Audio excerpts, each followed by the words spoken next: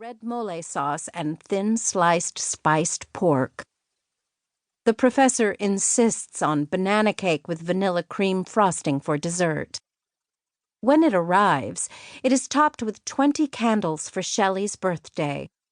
The party is splendid, a celebration to remember always, and the margaritas flow freely. After dinner, they wander out onto the shadowy square.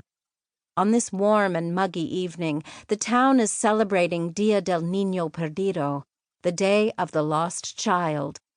From the old stone church that dominates the plaza comes the sound of children's voices singing familiar carols in an unfamiliar tongue, while thousands of candles flicker in the dark streets.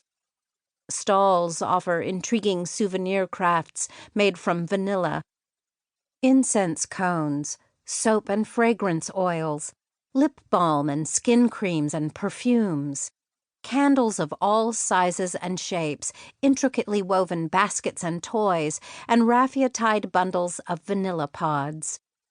Shawled women in colorful dress call out to one another as they dart in and out of shops. Vendedores sing out their wares. Children laugh. Donkeys' bells clang. As the group separates into couples to wander slowly back to the hotel, the night air is rich with the fragrance of chocolate and sweet with the cinnamon-flavored scent of conchas and polvorones. Laced over and under and through it all is the romantic, seductive scent of vanilla, the scent of a city's culture. If any of the couples disappear into the warm, fragrant dark, no one asks where they're going, or why.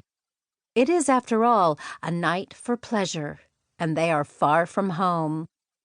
The next morning, the students gather in the hotel lobby under an enormous painting of a vanilla orchid blossom. 5 celadon petals gracefully encircling a daffodil-yellow ruffled flute. The professor introduces them to Juan Aguado, a small, slender man with a bushy black mustache, thin, dark brows, and the practiced patter of a carnival barker. Señor Aguado is an official with the Consejo Veracruzano de la Vainilla, the Veracruz Vanilla Council, a passionate supporter of Mexican vanilla, the suprema vainilla in all the world. He will be their guide for the next 2 days. Armed with cameras, everyone climbs into the van.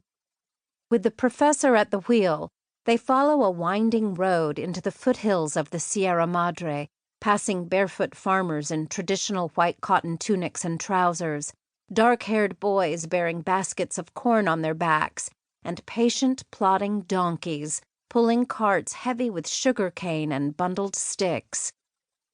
Large black vultures, zopilotes, circle in a dark cloud overhead, and on both sides of the road lie pastures of goats and fat cattle and plantations of papayas, bananas, and mangoes.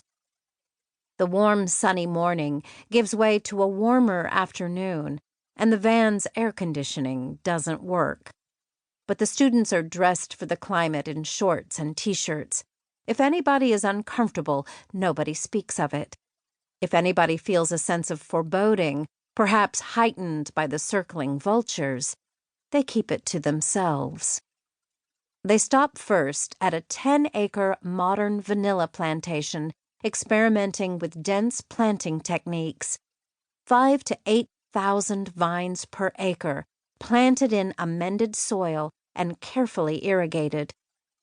In some plots, the vines clamber up the traditional pichoco trees, whose light foliage affords just the right amount of shade. In others, they are disciplined like grapevines on bamboo supports and sheltered by shade cloth.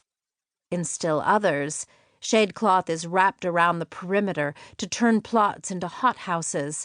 In a few plots, the vines share the sunshine with coffee and orange trees. At this latitude, the vanilla orchid begins blooming in March.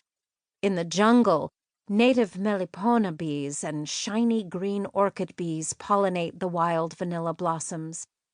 But natural pollination